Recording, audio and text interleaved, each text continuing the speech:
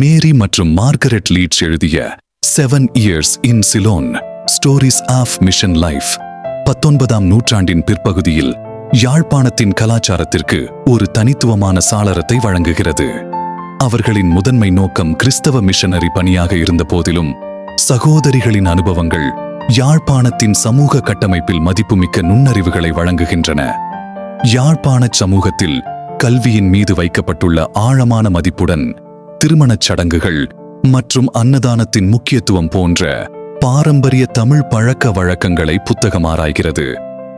மாட்டு வண்டிகளை போக்குவரத்துக்கு பயன்படுத்துவதில் இருந்து உள்ளூர் உணவு மற்றும் ஆடை வரை அன்றாட வாழ்க்கையின் தெளிவான படத்தை இது வரைகிறது. மத மாற்றத்தில் கவனம் செலுத்தினாலும் லீட்ஸ் சகோதரிகள் இந்து கோவில்கள் மற்றும் திருவிழாக்கள் இருப்பதை ஒப்புக்கொள்கிறார்கள். இது யாழ்ப்பாணத்தின் வளமான மத நாடாவை எடுத்துக்காட்டுகிறது.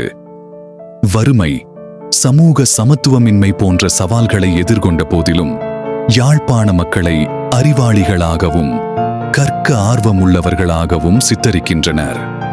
கிறிஸ்தவ மிஷனரிகளின் கண்ணோட்டத்தில் பார்க்கும்போது சிலோனில் 7 ஆண்டுகள் குறிப்பிடத்தக்க சமூக மற்றும் மத மாற்றத்தின் போது யாழ்ப்பாணத்தின் கலாச்சாரம் பற்றிய மதிப்புமிக்க வரையறுக்கப்பட்ட கண்ணோட்டத்தை வழங்குகிறது. இது சமூக, கல்வி மற்றும் மத நிலப்பரப்பில் ஒரு பார்வையை வழங்குகிறது. இந்த கண்கவர் பிராந்தியத்தின் தனித்துவமான வரலாற்று பதிவை வழங்குகிறது.